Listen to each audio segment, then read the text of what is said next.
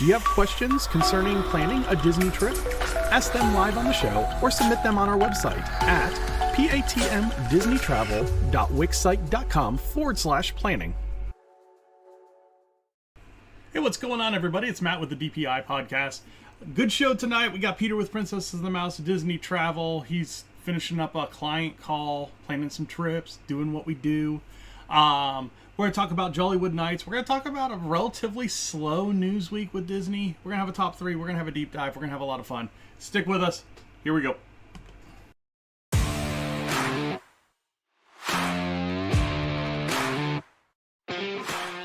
Hi, I'm Matt. Welcome to Disney Planning Insights. Through creative content and live shows, we explain the hidden details of the Disney experience so that our clients can execute memorable adventures. Together with Princesses and the Mouse Disney Travel, we have helped hundreds of clients plan, book, and prepare for magical Disney vacations. Let our experience help you avoid common planning mistakes and maximize the enjoyment on your next Disney trip.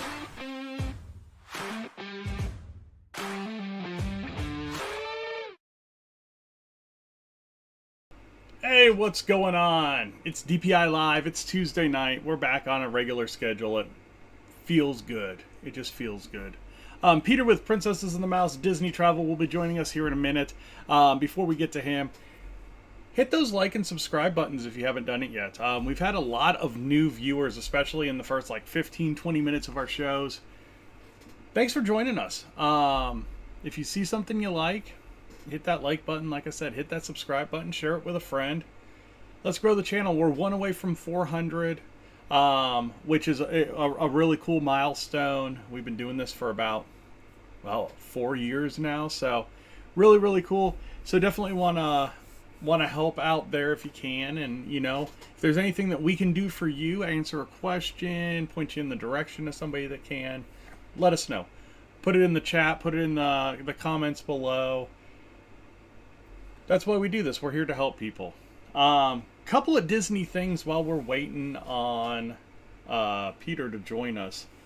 First off, season finale of Loki. If you've been keeping up with the series, great. If you haven't been, you might want to turn it off for the next 4 minutes or so, just to be safe. I'll give you a cue when you can come back on. But the season finale of Loki was unbelievable. Really sets up the Secret Invasion really well. It's going to be a really, really cool transition into that movie.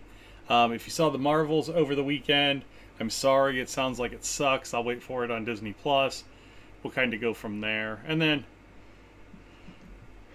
before we came up tonight, I watched the Encanto concert at the Hollywood Bowl. That is unbelievably good. It's still one of my favorite Disney Plus live events that they've done. That and the Harmonious Live. Really, really good.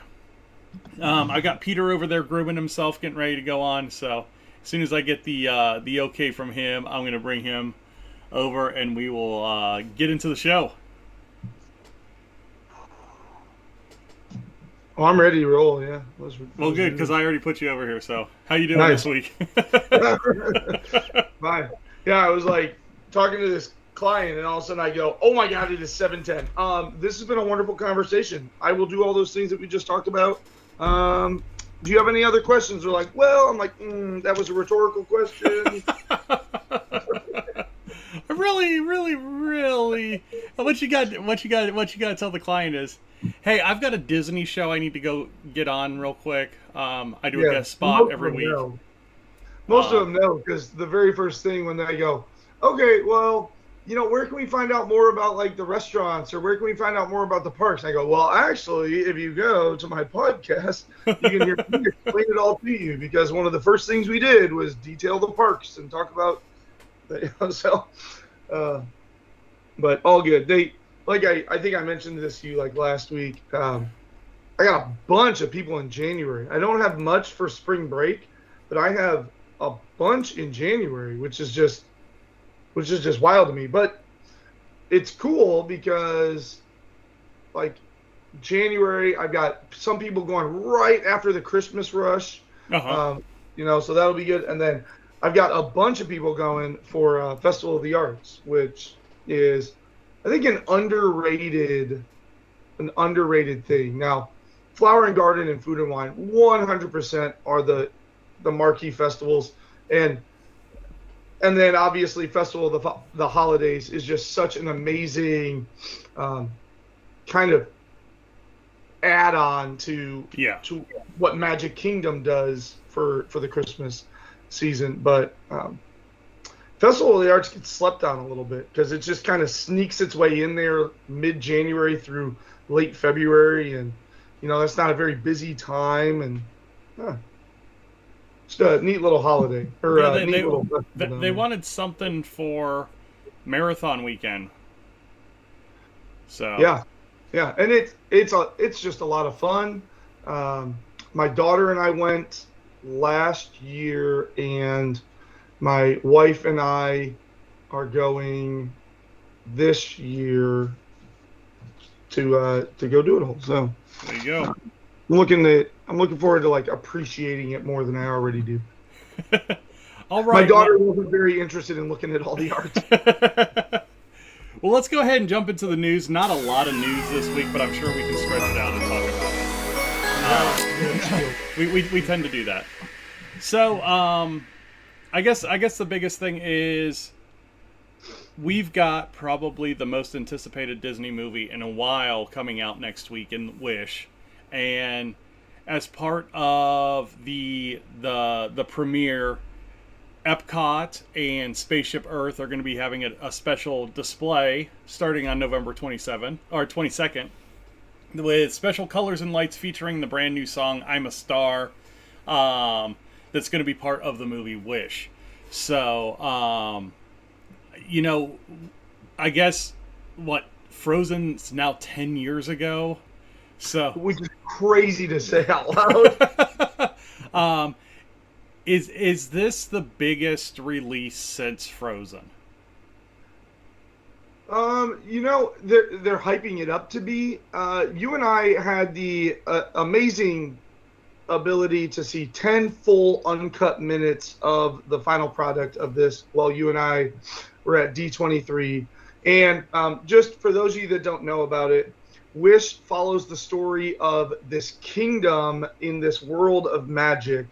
And the king is also like a sorcerer who has this tap into this magical realm where everybody, when they come of age, like places this wish, and this wish fills an orb, and it sits around inside of like this chamber in the palace, and the king kind of chooses which wishes to grant. And so the story follows this main character who becomes kind of like an understudy, like an intern at the king's palace, and sees this wish room and realizes that the king / who is like beloved by everybody, basically only like grants the wishes that serve his purpose.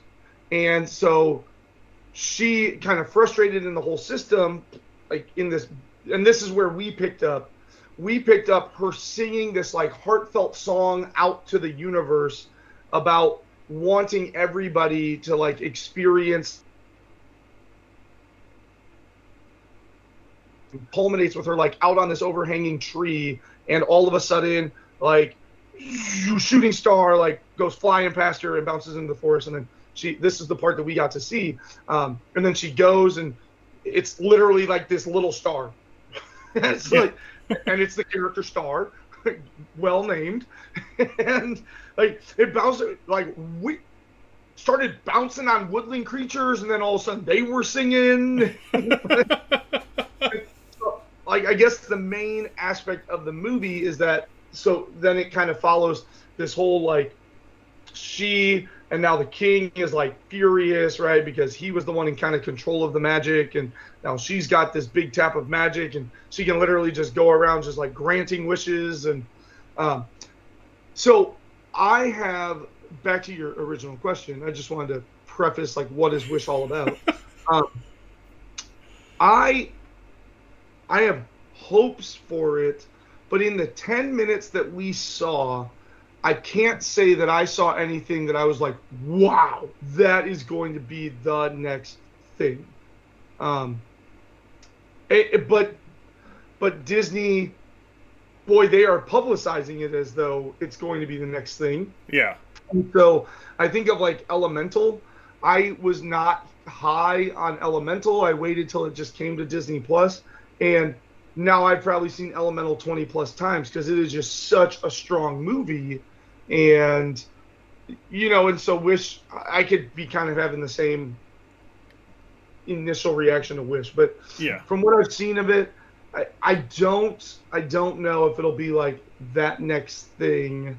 I don't know if I could say it's going to be the next Frozen. Frozen was like a gem, a diamond in the rough, if you will. Like it was, but I really feel like it was like the evolution of Disney animation. It's really where the computer animation really caught its stride. Yeah. And you think about what that kind of opened the floodgates up to. You have Moana, you have Frozen 2. You've got some really good movies that came after that. When I watched the 10 minutes that we got to see of that sizzle reel at D23, what really drew me in was the vintage animation look. It looked a lot more hand-drawn than your recent releases. And I think that kind of drew me in a little bit because it kind of harkened back to, as I was growing up, those Little Mermaid and Aladdin and those types of animated features. So, I guarantee that we're going to probably see it 2 or 3 times in the theater, with it being a Thanksgiving release and having all the grandparents around. So, yeah, I think it's going to be one of those movies that's going to be mixed a little bit on the reviews. I think I definitely agree with that. I think we will see it in the theaters. I don't think I'm going to wait for it to Disney Plus.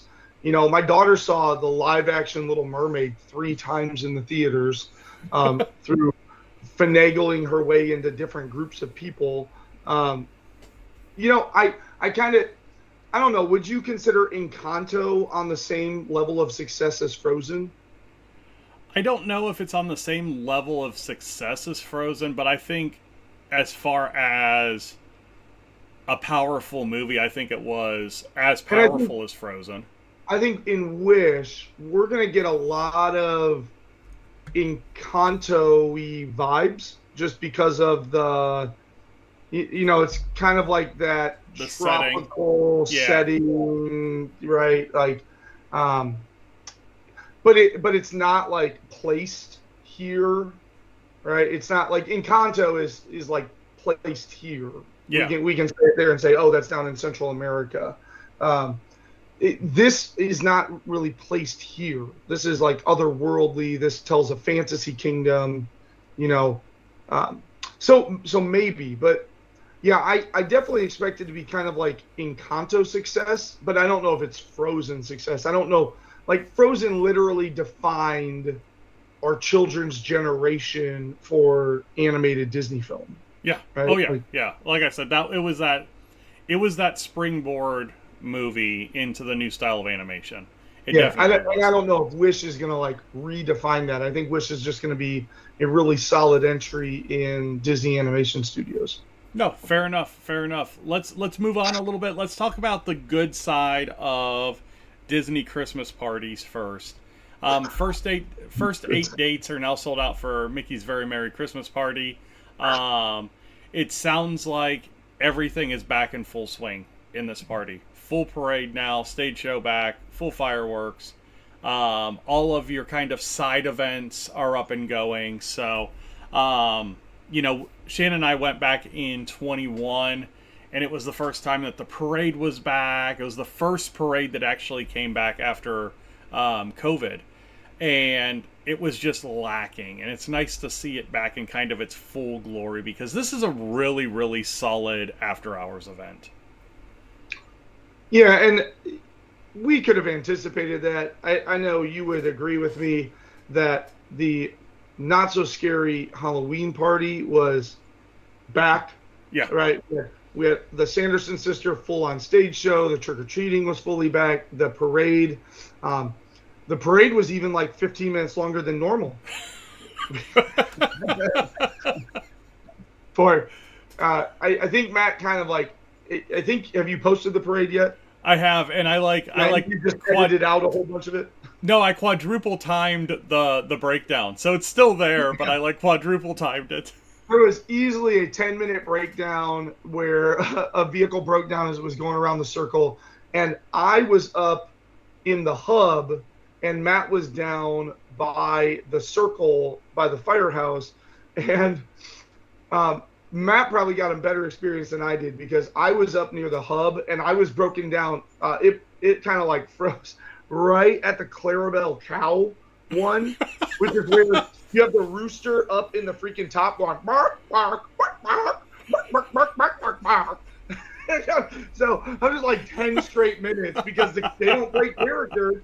They just keep doing their thing. It's not like the performers go, oh, yeah. What's the holdup? I'm just going to stand here. Nope. They just keep bark, bark, bark, bark. Yeah, we had the grave diggers in front of us, which was pretty cool. Yeah, and them just doing their whole thing over Yeah. and over again would be, with the scrape of the shovel and all that good stuff. I did get to see, speaking of props, I don't know, I think we talked about this that night as we were then waiting for the fireworks. I got to see a live shovel change where they handed a new shovel in. Yeah, they like handed in a shovel and then a cast member went walking off past me with the broken shovel. So that was kind of cool, just kind of seeing the props live. Like it would be so easy to be like, it broke. If your shovel ever breaks, just kind of phone it in and do the rest of the motions. But no, they like live shovel switched. Yeah. Well, and it was cool where we were because it's where kind of like the head of the parade security was. So as soon as that started happening, all of the calls were going through this one guy, and that's where they were all staging to get ready to bring in the tow truck and all that kind of stuff. So, no, it was really cool. I mean, you can tell in the video that something's going on because all of a sudden to the left of the video, there's a bunch of jackets that you don't normally see on the parade route there. It was like, okay, something's up. Yeah. So anyway, the point that I was making was that party was fully back. Yeah. There was nothing deficient about that party. So anticipating that the Christmas time party would also be back with no deficiency makes sense. So Peter, we got a request that you do more character impressions on the show. Yeah, by who? Shannon? No, my mom. Oh, okay. Dude, I'm telling you, go. I think I could be that character and they wouldn't have to dub it in. I think they could just put a mic in my suit and I could be that freaking chicken up at the top of that farmhouse stage. You're like Alan Tudyk Jr. I literally heard that sequence of we're not actually singing the song, we're just walking along for 10 straight, and I already knew it, and then 10 straight minutes of it. It is ingrained in my soul at this point. So let's talk about the bad of the Christmas experiences now. And Jollywood Nights started up over the weekend, and it looked like it was an absolute cluster. It looked terribly oversold. It looked now granted, it is the first after hours event of a new after hours event, so you know who was there. It was all of your bloggers. It was all of your media people. They were all there to try and get the first look at this experience. But the Tip Top Club looked like it was a joke. The shows, the line for the Muppet Show was insane. It just looked like it was overbooked and didn't have a lot to offer. So, I don't know. I don't know how much you saw of what was going on or if you read anything on it. Yeah, and I it's growing pains, I think, right? You kind of mentioned that. And I think back to, so I did an after hours at Epcot for our anniversary. It just everything kind of like fell into a line that, I grabbed a room at a Boardwalk using my DVC membership, and everything just kind of fell into place where I surprised Jesse with this after hours event.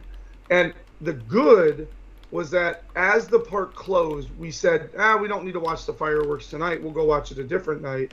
So as the park closed and the event began, we rode Guardians of the Galaxy 3 times in a row in a grand total of like 40 minutes. Uh-huh. But then I did notice as we were like finishing our second, we then had to wait in line significantly longer for the third, because I realized in our second that they were like taking trains off the track because they were dropping it down ultimately. We didn't go back again. We just came out of there and started doing other things. But I think they were ultimately going to drop it down to a single loading station. And so I think there's part of that. You and I talked about after that experience that at these after-hour parties, they make it seem busier than it is because they simply stop funneling you through as quickly as they do during normal park hours. Yeah. Because I think they artificially create lines to trap you in a line so that you're not just out there consuming all the beverages and Mickey bars, and which I still did just fine, by the way. I had like 8 of them. So I think there's a little bit of that. And so they probably went into this thinking, okay, here's what we plan on doing. And then probably some of those best laid plans hit a snag.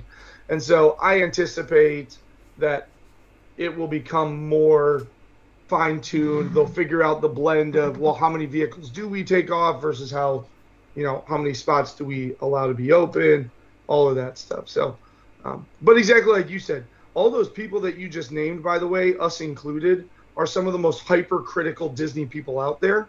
Yes. Like a standard guest might have been like, oh, this was amazing. But a blogger's going to be like, I didn't get this, I didn't get this, I didn't get this, I didn't get this. And you and I would be the same way. I can sit here and, like I'm talking about my after hours event going, I saw that you artificially made the lines longer. Yeah, I think we understand the game a little bit, but I mean, wouldn't you think like the first after hours event that you're going to kind of like err to the side of capacity and make it look as good as possible? And I'm sure they planned on doing that, but it's still, especially in the theme park and entertainment industry, best laid plans, you've got all of these things in place, but then, the feet hit the ground and you have no way of projecting and assuming truly how the people will move through the event, so. Now, one thing, timer just went off. One thing I want to just kind of touch on really quick. I'm going to dig into this a little bit deeper and have a little bit better breakdown for next week's show. But Disney released an economic impact study today, and kind of this is a first shot fired in this whole Central Florida tourism district lawsuit that's going to happen, but. An Oxford study showed that Disney is responsible for $6.6 billion in tax revenue, including $3.1 billion in annual state and local tax revenue. It had a total economic impact of $40.3 billion, impacted 2,500 local small businesses, and 263,000 direct and indirect jobs. That is a huge, huge set of numbers. Coming from Disney on how it affects Florida in a positive way. So I'm really interested to see how this kind of works out. Yeah, that to me is like it's the first, why don't you just leave us the hell alone? Yeah. Because, there's been rumors, I don't think there's any validity to the rumors, but there have been rumors of, you know what? We could move ourselves a little bit more north into like a Georgia, Louisiana, Alabama, and completely remake what we've built here, and you'll be left with dilapidating things in a swampland. Yeah, 43 acres, or 43 square miles of. Yeah.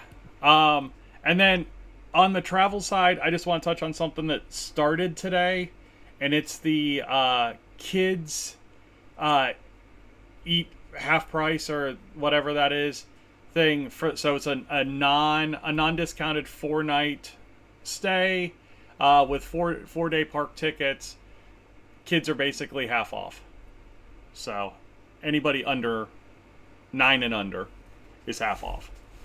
So yeah, which is really like half off of the adult ticket, because as you and I know, the whole like, oh, I gotta go before my kid turns 10 is like maybe the biggest misnomer in the travel of things, because a kid's ticket, like a 5-day kid's ticket versus a 5-day adult's ticket, is like maybe $80 difference in price.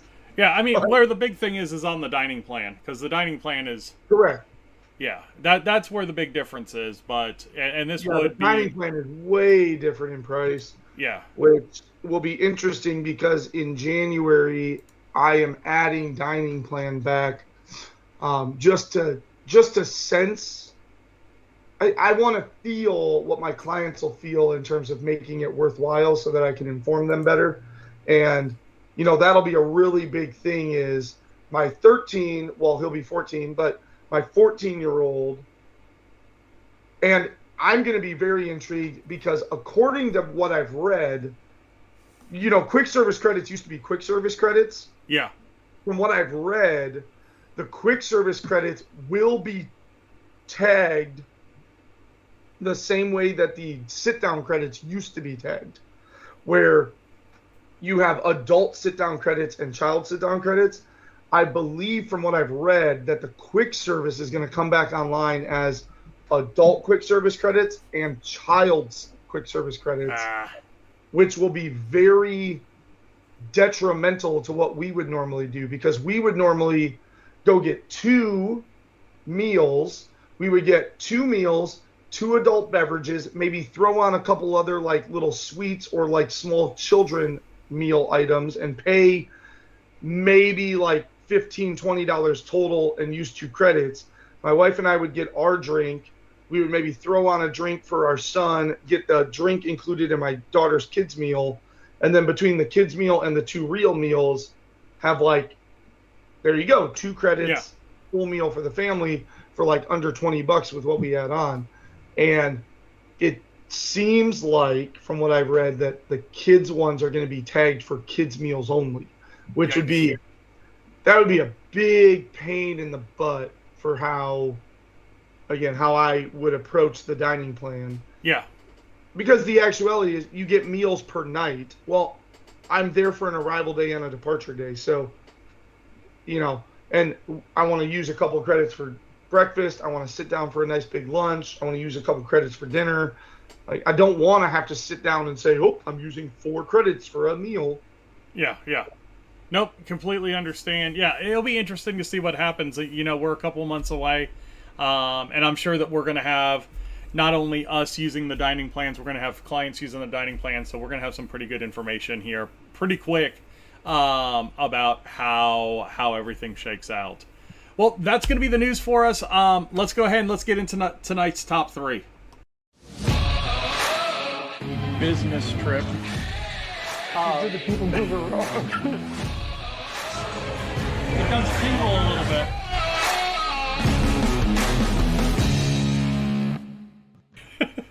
So apparently we're canceling something. Hey, what's going on, everybody? It's Matt with the DPI podcast. I've got Peter from Princesses and the Mouse Disney Travel with us tonight, and it is top 3 time. If you've been here before, thanks for coming back. If you haven't been here, what we're going to do is we are going to select a category out of this box of chips. We're going to have 30 seconds to figure out our top 3 or our bottom 3 of that category, and you get to enjoy all of our answers and missteps, and when we have like top 6 and all that as well. If you haven't done so already, hit that like and subscribe button. We are really close to 400 subscribers over on the YouTube channel. Would love to get there. and we need your help. So go ahead and hit that subscribe button. So tonight's category, let's see what we got in here. And like I said, it is going to be number 20 tonight. 20. I want to get to the topics that guy submitted to us. Oh, here we go. That was awesome. My camera just went out for some reason. So I'm going to change it while we talk about dining reservation tips. Top 3 dining reservation tips. You've got 20 seconds or so. Thinking about taking a trip to Disneyland, Disney World, maybe a Disney cruise, or one of the other amazing Disney destinations?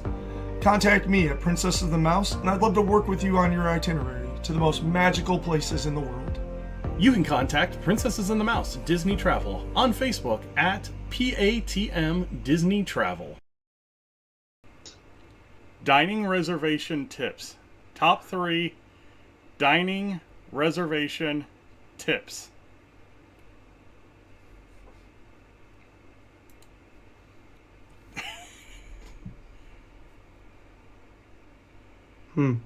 Okay, I'll go ahead and start. Whatever.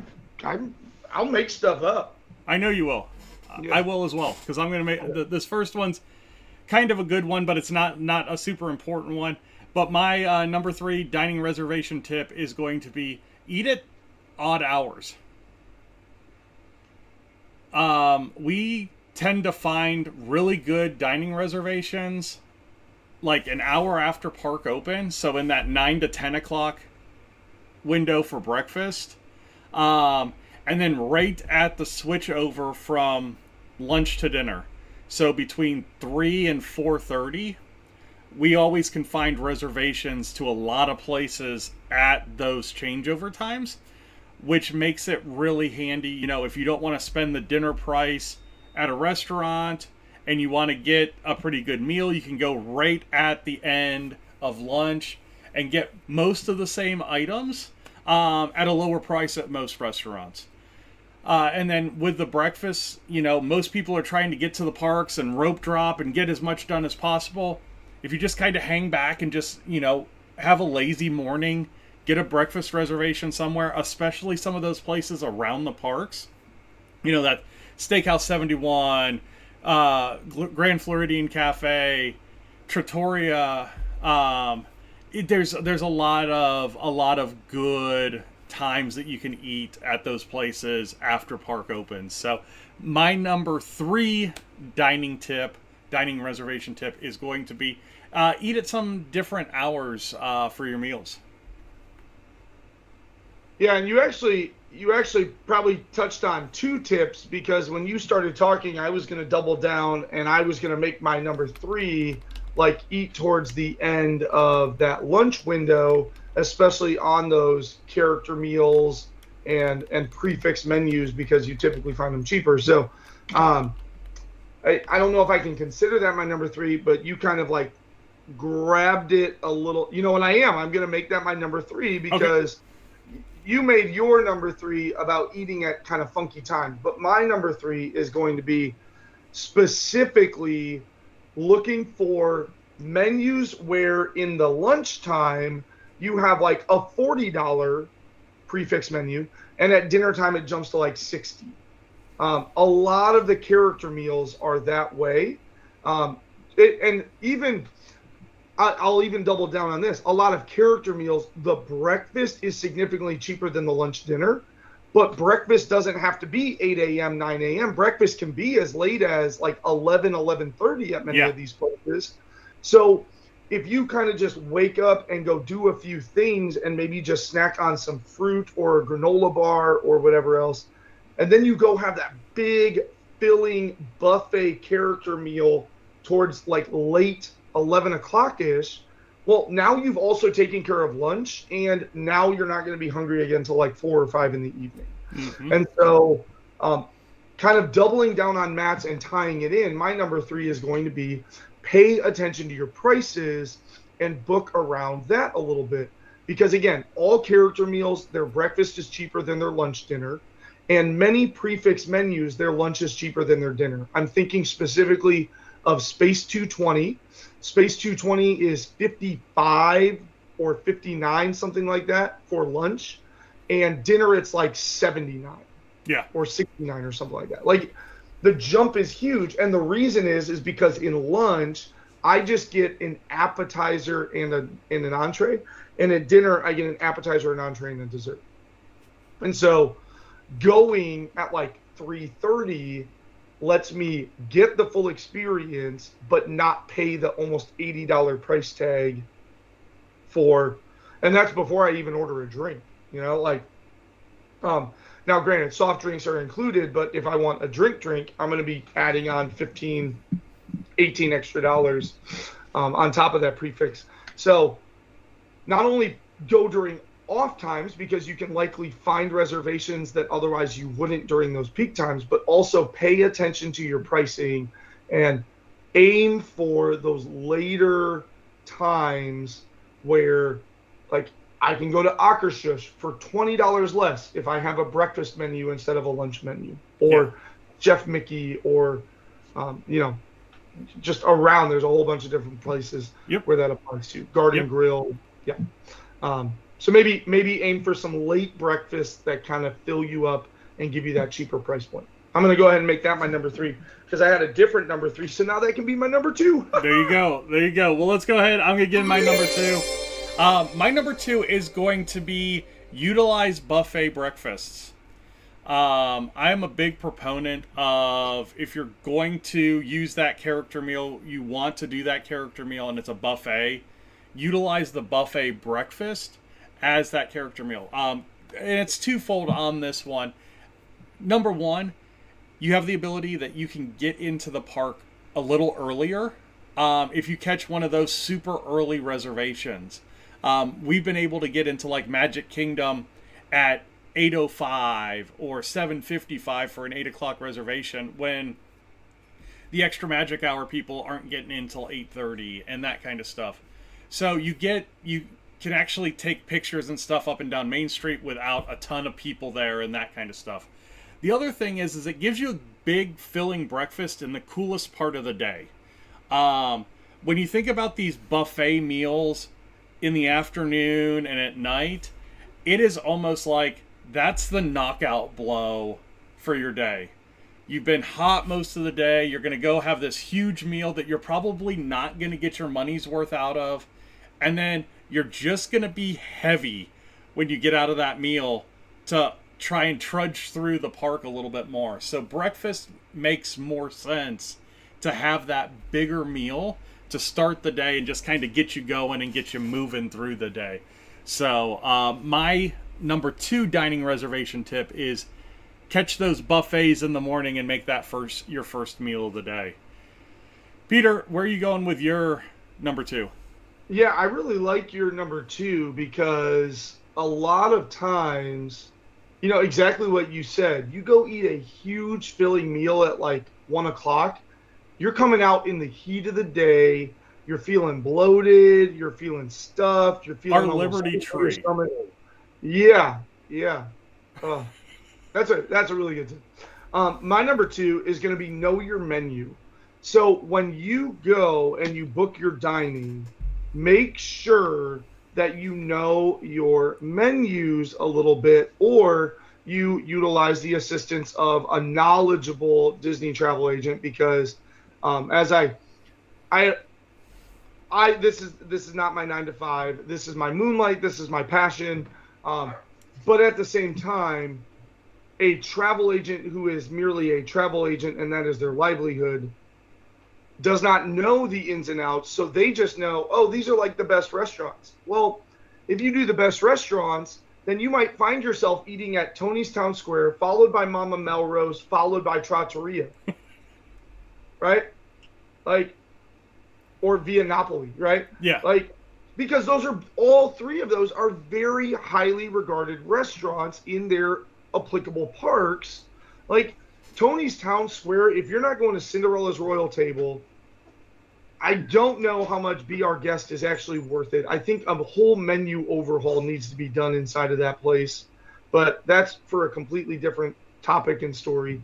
You know, like if you're not going to Skipper Canteen, you're probably going to Tony's Town Square. Well, they've got really fantastic Italian food. And then if you go over and you don't get, why is there a big old thumbs up? I can react on your screen, I guess. I'm so confused. And then if you go over to Hollywood Studios, well, again, Mama Melrose is going to show up in the top 3 things. And then as you work your way around World Showcase, there's tons and tons of options. But as Matt talked about, Tutto Italia is delicious. Via Napoli is a fantastic restaurant. Italy has 2 great restaurants. If you don't know your menu, you might sit there going, oh, dear God, I'm having chicken parmesan for the 3rd time this week. Or like, I'm having noodles with some type of a protein for the. Know your menus. Make sure that you're diversifying your plan. Make sure that you've got like that burger place, that steak place, that pasta place.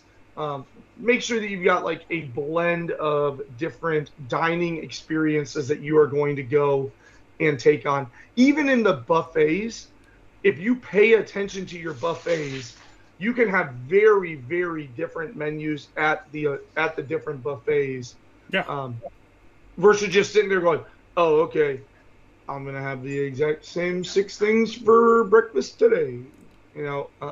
Yeah, know that you're going to get something different at Beach Club or Tusker House than you would get at your normal like Chef Mickey's and your Crystal Palace and that kind of stuff. Right. So yeah, knowing your menus is a huge thing. Absolutely huge. That's a great one. All right, let's get into our number ones. Before I give you my number one, definitely let us know what your top 3 dining reservation tips are, either in the chat or in the comments below. Also, if you have an idea for a top 3, go over to the website. It's down below us right now, patmdisneytravel.wixsite.com/planning. There is a text box there up in the upper right-hand corner that you can submit your ideas for our next top 3. My number one, I thought it could be common sense, but when we did our first trip, it wasn't, and it really didn't make sense until we did it. Hey, if you think it's common sense, that means that it's the most important tip about dining for people that haven't thought of it. Don't park hop for dining reservations. If the only reason that you're going to another park is because you made a reservation over there because you didn't know how far the parks were away from each other, that's terrible planning. You waste so much time going from park to park, and you lose so much time on your day if you're just doing it for dining reservations. It goes back to what you were saying about don't just look at how good the restaurants are, because a lot of the restaurants are going to get rated really, really well because there's a lot of good food down there. Actually know where your restaurants are in relation to what you're doing that day. Now, if you're park hopping from Magic Kingdom to Epcot because you're going over to Epcot to ride Guardians and do stuff at night or, that kind of stuff, great. Set up your dining reservations like that. But if it doesn't fit in your plan, don't just park hop for a dining reservation. Know kind of where you are in the layout of the park. That way you don't waste a bunch of time getting to and from that reservation. So that is my number one. Peter, before you give your number one, where can people find you? Hey, find me over on Facebook. I would love to talk to you. As I said, this is a very busy month for me getting my dining and stuff for all of my clients. I have one tomorrow morning at 6 a.m. I gotta book it all up. But looking at my spring break, not many. I would love to get a few more things rolling with spring break, help you get your vacation planned, help you with all of these dining tips that Matt and I are talking about. A seasoned hand on the booking day. Like when I go in, I don't just start at day one. I have a list of priorities that I go, okay, I know I need to go get this, then I need to go get that. Once those things are secured and in hand, now I can go back to day one and start filling in.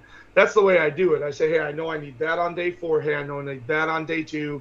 And then I go back to day 1 and start backfilling in the whole vacation. And I could make that my number one tip, but chances are, I mean, you should know that 60 days out is when you book. So I'm not going to make that my number one tip. You should know your order of priority. You should have an understanding of what books up quicker than other things. So you should have a booking priority. I'm trying to focus on my dining tips once I know all those things, right? Yeah. Like all of the knowing what books up first and knowing what to hit on my 60 days out at 6 a.m. like Eastern Standard Time. That's all off to the side. So kind of piggybacking on Matt, but then this is not my number one, but just to fill in, one of the things that I like to do with my dining reservations is book it around that like 1-2 o'clock time period. Matt and I were talking about the reason why you don't want to have a super filling meal, but if you're just having like a sit down reservation, what's great about like a 2-ish p.m. one is typically in Florida, when rain comes, it happens between 2 and 5. And so if you have a dining reservation, the number of times that I've checked in for a dining reservation right as the first thunderclap happens is uncanny.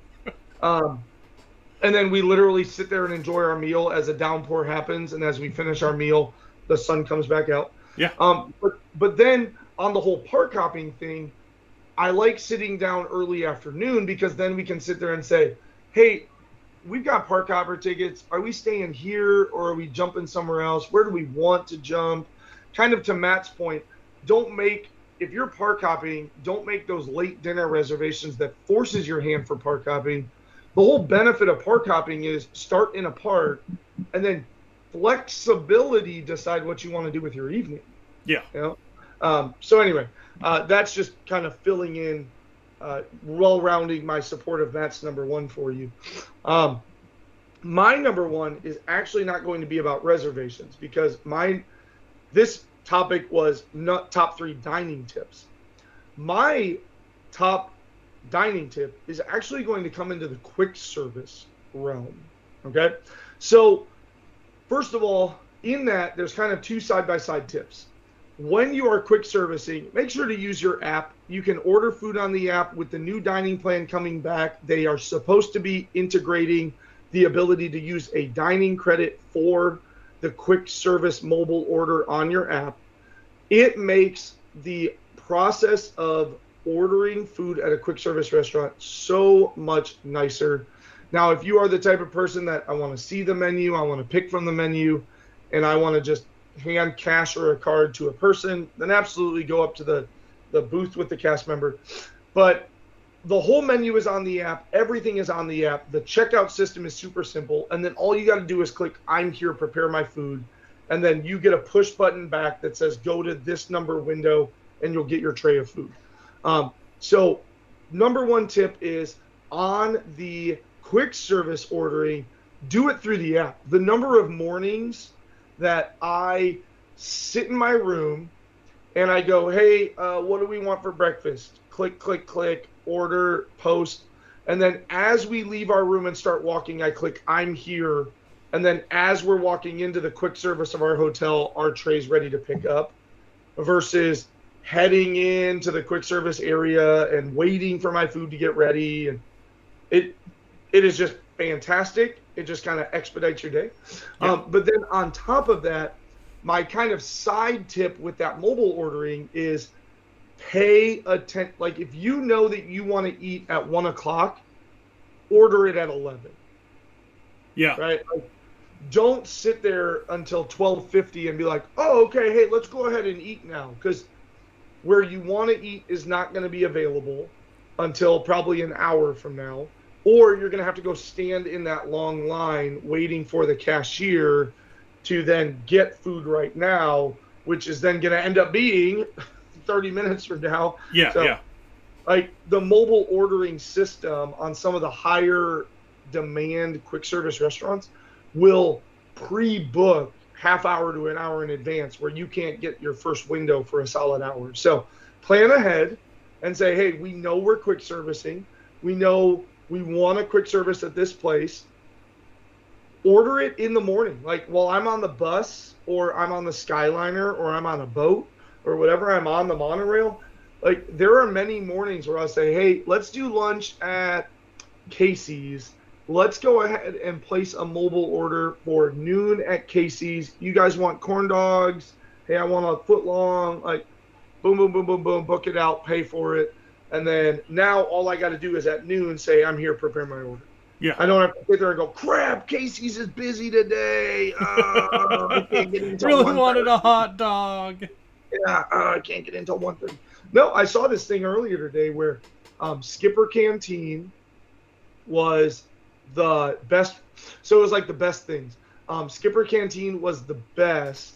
And then for quick service, Pecos Bill was the best quick service. And then honorable mention was Casey's Corner. Because Casey's Corner is just, man, it's good. This is just something about that super used frying oil that just, man, it keeps washing them organs right up.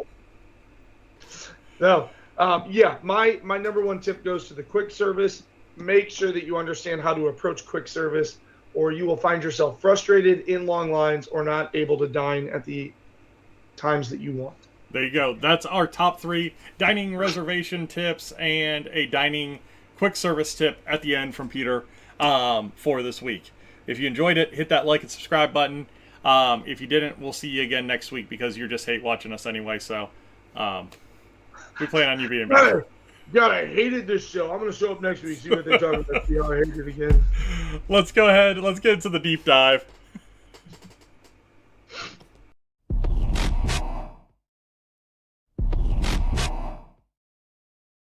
Hey everybody, it's Matt with the DPI Podcast. We're going to do a deep dive tonight. I am pulling out our category. It is number 10 tonight, and number 10 is going to coincide with...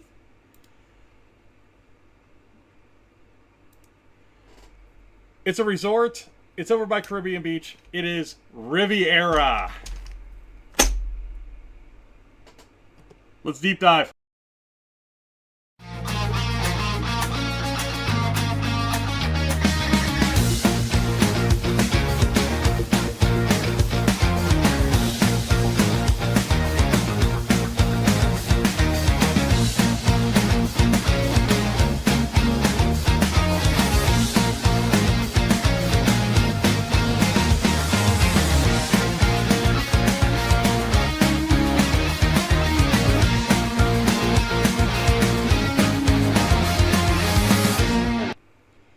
What's going on, everybody? I have got Peter with Princesses of the Mouse Disney Travel with us tonight, and we are going to talk about the deluxe resort Riviera over by Caribbean Beach. So, Peter, yeah, let's go R3D3. Riviera actually makes our actual intro. It is my favorite resort. What's going on? I have no idea. You got all excited and you screwed something up. Way to go. No, my computer made this crazy whatever. All right. Yeah, resorts, rides, and restaurants, Disney Deep Dive. Yeah. I'm going to go to the Droid Depot and make a droid called R3D3. And he's going to be my new Chewbacca. What Chewbacca is to the top 3, R3D3 is going to become to this portion of our podcast. So look for it, everybody. I will be down there. I will get back, and I will have R3D3. I've just decided I'm building a droid next time I go to Disney World. There you go. There you go. Well, let's talk about a little bit about Riviera. So I'll go ahead and I'll start. So Riviera is there next to Caribbean Beach on the Skyliner. It's got its own Skyliner station, and it's a walk-through station basically. So it is on the route from Caribbean Beach out to Epcot, and it's one of the turn areas. So there's 2 turns that you go through. Caribbean Beach is one, or Riviera is one of them. And then you have the high turn out at the parking lot is the second turn before you go back into Epcot. Deluxe Resort, DVC, heavy resort. But styling is the French Riviera. very, very Mediterranean feel to it. It's a beautiful resort, absolutely beautiful. As far as rooms go, there are studios, there are double rooms, there are one bedroom suites, 2 bedroom suites, and then do they have a presidential suite? Yeah, they have a 3-bedroom grand villa. They have, I think Okay. it's like just one on each floor. During my tour there, oh my God, that 3-bedroom villa is just stupid. It's like, man, you want to take a family of 10, get yourself that 3-bedroom villa, and you all will still be like, man, I didn't even see you this week. Like, All right. Why don't you talk a little bit about the highlights? Talk about the restaurants that are there, because there's a great one.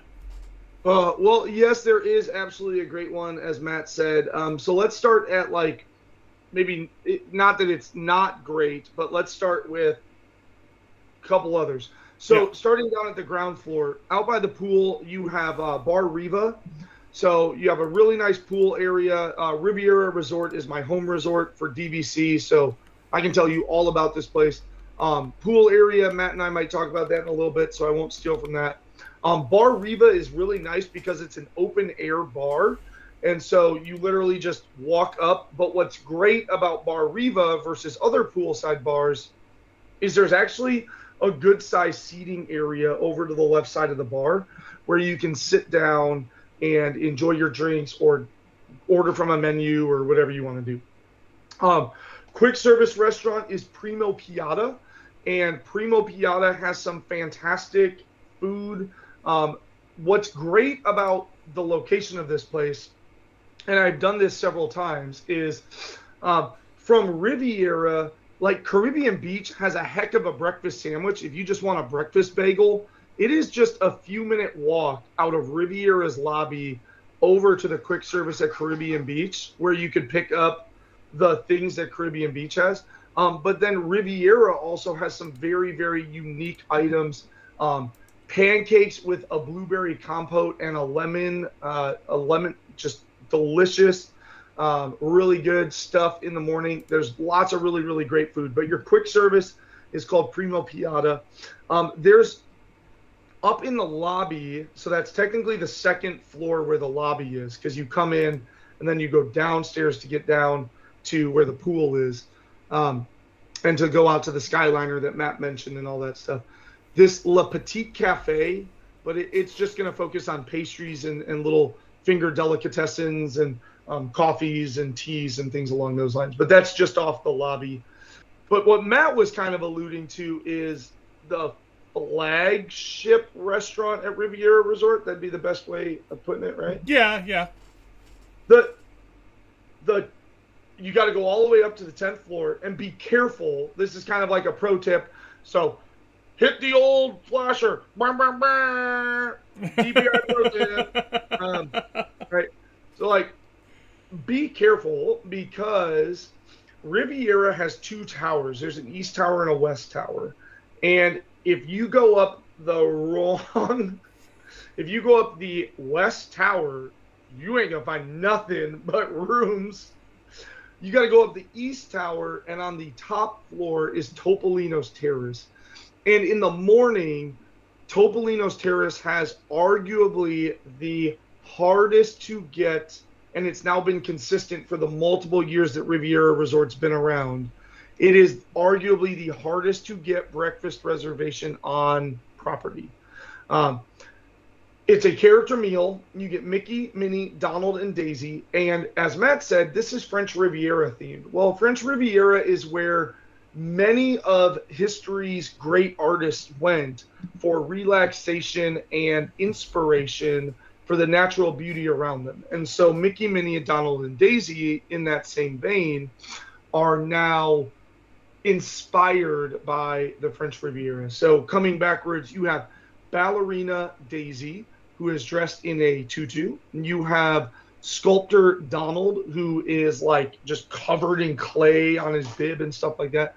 You have writer Minnie, who has this beautiful dress that has scrolling script work all down the dress. And then you have Painter Mickey, who's got your standard, hat and kind of like paint smock on and all that stuff.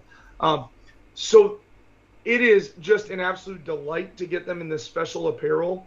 And the menu is fantastic. They have this delicious French toast, an amazing quiche.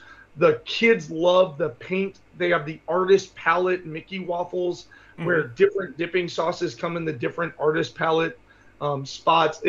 It's just an amazing brand. To dinner, it switches over to a fine dining, as you would expect, kind of a blend of like French and Italian fine cuisine, and it is just absolutely beautiful. The area is beautiful. Everything is beautiful about it. It's got a couple of mezzanines that you can walk out onto, and you can overlook and see Hollywood Studios and Epcot at nighttime. And so you can watch the fireworks from up on that balcony if you do a late night dinner reservation. One of the amazing things, they have preferred views that look you out at the lakes, looking out at Caribbean Beach.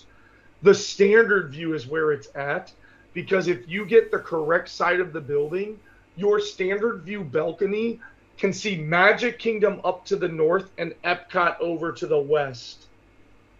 You can literally just sit in your room and just watch both of these fireworks go up into the night sky. Wonderful if you have younger kids and need to call it a little bit earlier of a night. You turn on the little car, you turn on the Disney Channel that runs classic cartoons and nighttime stories, and then you sit out on the balcony and watch the fireworks come in while sipping on a drink. I mean, it is just fantastic. I cannot gush enough about Riviera Resort. But that's the dining. So let's go ahead. I don't know. Where should we go from here, Matt? You mentioned the room types. Yeah, let me go ahead and let's get into a little bit of the recreation. We'll talk about the pool area. Oh, sure. So you've got two pool areas at Riviera. The first one is going to be the Riviera pool, which is a very Mediterranean pool that you're going to have what is it called? The stately column tower, which is your slide. Yeah, it's very beautiful. It's built like this Roman architecture. If you just kind of imagine that's what it looks like. And then you've got an interactive water play area for kids inspired by the Grand Public Fountains of Europe, which is really, really cool as well, it features Fantasia characters on it. Mm-hmm. And then over to the side, so kind of the way that Riviera is built is it's kind of like it's got one wing, and then it's got a wing that kind of wraps around as you go over towards the Skyliner. In that area that kind of wraps around, there's a little secluded pool, and it's in behind all of this shrub work, and it's the Beau Soleil pool, and that is the adult-only, resort-only pool. You get away with it, but it's supposed to be the quiet pool is what it is. And it's just a nice little, like, dipping pool is what really all it is. Yeah, it's like your standard like outdoor hotel pool. You know, nothing special, but very nice. What's great about the main pool, though, is it also does have zero entry for those of you that maybe have trouble coming in and out of pools. Zero entry, which is absolutely wonderful on that main pool as well. So. And then Riviera has campfire activities as the sun goes down, movies under the stars, and then the Athletic Fitness Center, one of the better fitness centers on all Disney property. Really, really nice. It's huge. It's very nice. Really, really nice fitness center. So let's talk a little bit about pricing here. I'm gonna pause on pricing. So just it also has a little room. Oh my gosh, this is the best thing about the activities of Riviera. Okay, all deluxe resorts have some aspect, like Matt. Like there's a big chess set outside. There's a bocce court. Yeah. You have all these other like things that all deluxe resorts have. One of the things that Riviera has, if you go in to the main entrance from the ground level, so coming in from the pool area, off to the right, so if you head down the hallway towards Primo Piatti, there is an activity center. And lots of resorts have this, but not a lot of resorts have this aspect of it. you can go in, and on the right-hand side, there is a whole bunch of ceramics, plates, ornaments, whatever, and you can say, hey, I would like to do this, and you can do these really cool paint and art crafts. Like you can buy tumbler mugs and do a whole sticker set on them. You can get, oh yeah, here, Jesse heard me talking about it. So here's two that our kids did. So here's my daughter. She did a rose gold one with gold princesses on it. And here's one that my son did, which is a black one. He has Stitch conquering the Tree of Life, and he has Grogu conquering the Epcot ball. So like these stainless steel tumblers are there. You have a bunch of ceramics that you can paint, and they will then take and glaze and fire for you, and you can come back and pick it up later. It's just a lot of fun. But again, kind of going back to the artist, the creativity, the whimsy and stuff like that. But sorry to interrupt. So let's move on to your next topic. But that one set it apart for me. When I discovered that, I was like, wow, this is impressive. What they're doing here. Yeah, there you go.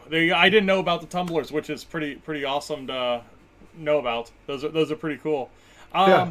Pricing here, this is a deluxe resort. You're getting deluxe pricing. So for your deluxe studios, I'm just looking at a random week in February, $768 a night for a deluxe studio with a standard view, $822 for a deluxe studio with a preferred view, which is going to put your one bedrooms in that 900 range. Your two bedrooms with preferred are at 1900.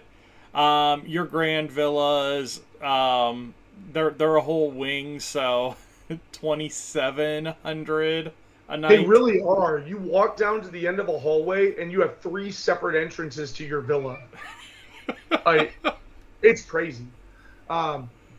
Very pricey, absolutely. In fact, if you go into like the list of things, this is one of the most expensive properties, or one of the most expensive hotels on property. Really, Grand Floridian and Polynesian sometimes rivals it, but it absolutely is.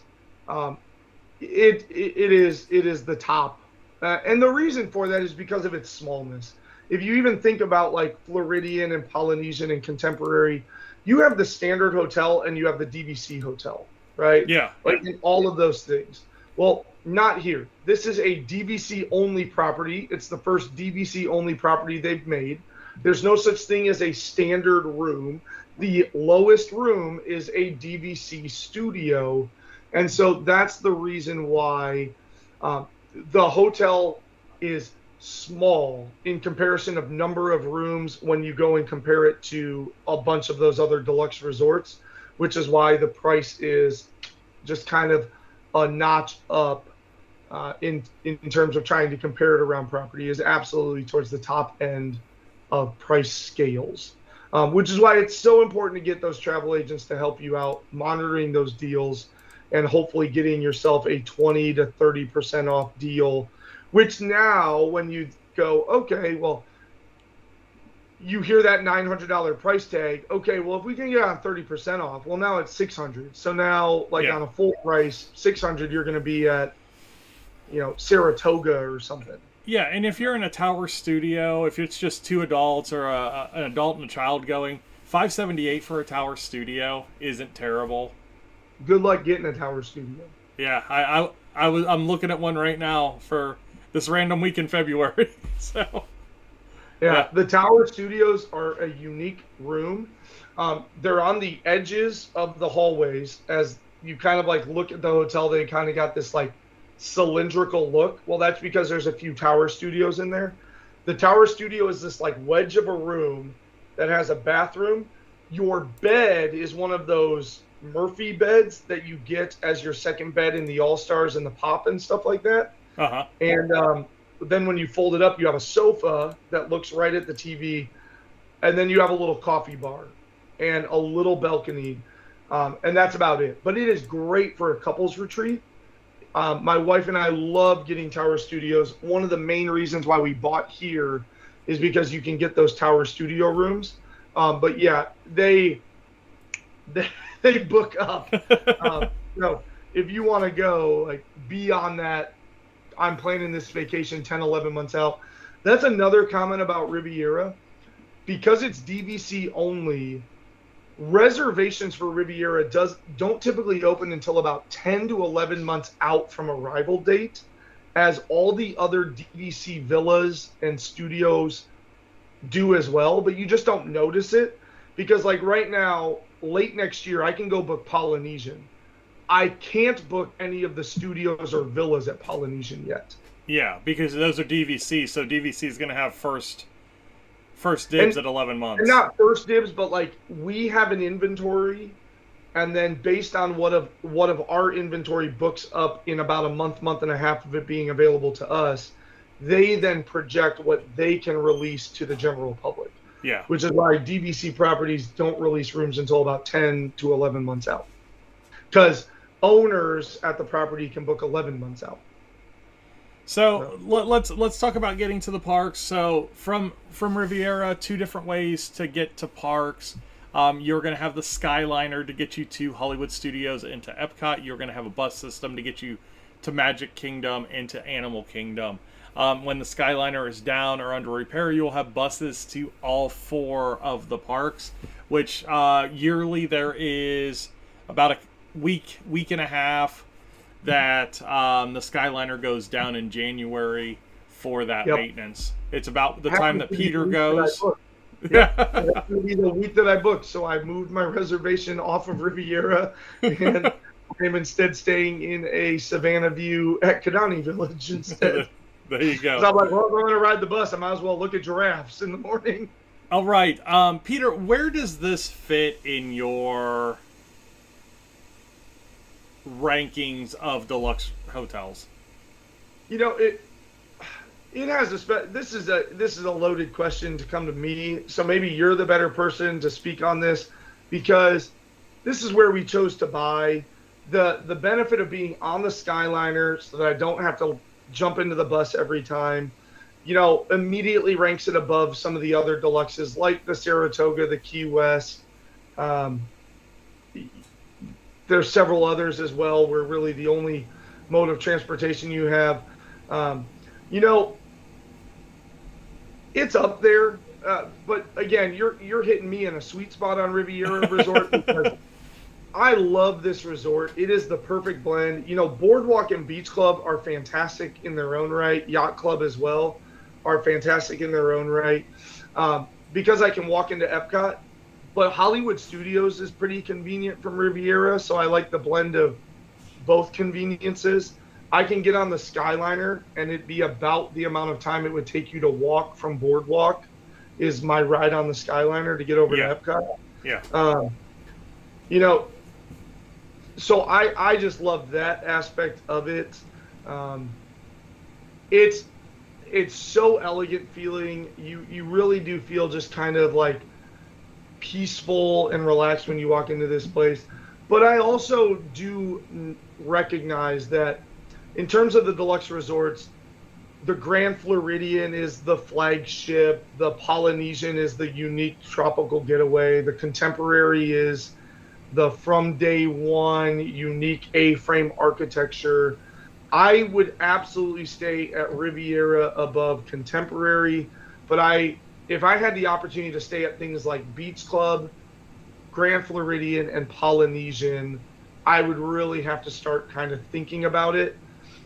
This is going to absolutely destroy Animal Kingdom and Old Key West and Saratoga Springs in the deluxe resort categories, even Boardwalk to some degree, depending on the stay that I'm doing. Family stay, Riviera wins. Boardwalk beats it on an adult couples trip. But that's kind of fits it into to where. For me, I feel like it's got like the best room. That if you're actually going to be spending time in the room and spending time at the resort, I feel like it's one of the best resorts to just relax at. I think all the other resorts, you have that hustle and bustle of dining reservations, and a lot of the dining in those resorts are like main lobby dining, to where it's a lot of traffic there in that main lobby, where with Riviera the main dining option is on the top floor of the resort, so you have people coming into the elevator system, but not necessarily that hustle and bustle and constant noise that you have at a Contemporary or at a Polynesian, with the restaurants kind of all right there by that lobby area. That's a really good point. Like, Polynesian's lobby gets destroyed by Ohana traffic, and Contemporary has so much going on that, I mean, how many times have you and I ridden buses from Contemporary? We're not staying there. Yeah. You know, like, yeah, that is absolutely a really good point. It is out of the way, and what is great about it is its close proximity, as I mentioned, to Caribbean Beach, and so the resort pool at Riviera always feels laid back, whether you're in the quiet pool or the more adventure pool where the hot tub is and all that stuff. But also, if you want like a little bit more hustle and bustle to it, the Caribbean Beach pool is an under 5-minute walk away, and you're not supposed to go into any other resort pool if you're not staying there. But at Caribbean Beach, that gate is always propped open. If you just walk in like you belong, nobody's gonna think twice about the fact that you belong there. So it is really nice, kind of the proximity to have that like down resort day happen at this place. One more thing, because I know we're running long on time, because this took a long time because you hit me in a passionate spot. If you get off the Skyliner at Riviera, do not walk along the lakefront. Walk through the pathway to the left that goes through the archway. Oh, see, my light just died, telling us that it's time to be done. I'm just going to push through them. Walk through that archway. If you go through that archway, you are greeted by a couple of really quiet little fountain pools. Yes. They're not big enough to climb into unless you're those people who climbed into the French fountains. But like they're these little decorative pools with these little fountains in them. And this mosaic tile work has a couple of scenes from Tangled. And it has the lantern scene from Tangled. And it is beautiful because it starts on your left, goes all the way up over the top of you, and finishes on your right. And there's a couple of them as you walk through that archway. And you want to talk about just one of the most beautiful things on Disney property is right there on that, just off the Skyliner drop off for Riviera Resort. When you get out of it, you have a choice to go right along the lake, along the front face or the lake face of the hotel, or go left through a little archway. Go left through a little archway. It won't seem like it's the right way to go, but it's totally worth it, just to kind of see that beauty of what those artisans did in that decoration there. So, and they're like little tiles. Yeah, they're not like tiles that are pre-printed. It's like blues and blacks and whites, and they made this mosaic. It's so beautiful. It's like a very, very more intricate version of what they've done in the castle at Magic Kingdom with the Cinderella story. And that is right, because it goes up overhead and on both sides. Yeah. But that's the best way to, if you've seen those mosaic tiles for the Cinderella story inside of the castle, very much along those same lines, but with some Rapunzel scenes from Tangled. All right. Well, Peter, awesome deep dive. Glad we got that one, because that's one that is very knowledgeable for us on both sides. So, thank you for joining us tonight. If you've watched through the whole show, you motored through like an hour and a half with us tonight. Thanks a lot. You guys all have a good week, and we will talk to you next Tuesday. Bye now.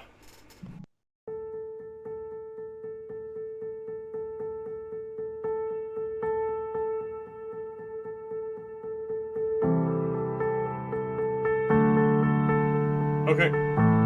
Hey, Peter with Princesses and the Mouse Disney Travel was our guest tonight. Top 3 was dining reservation tips, Deep Dive, Riviera Resort. Check them out.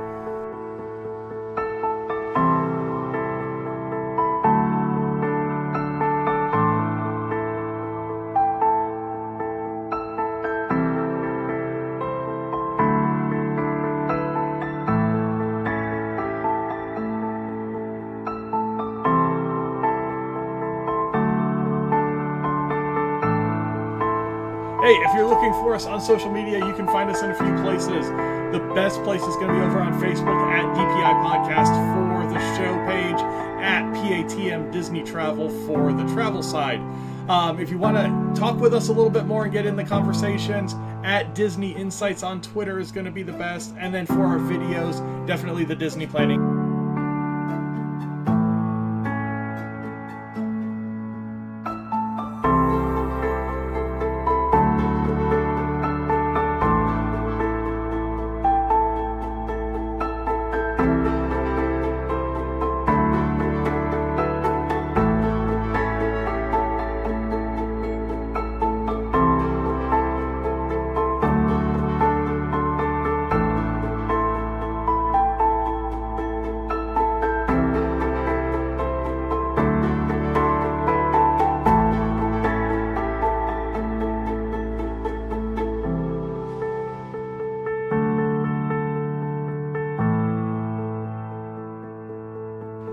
Thank you guys all for watching, listening, liking, sharing, subscribing, everything that you guys do. You guys have a wonderful week, and we will see you next week.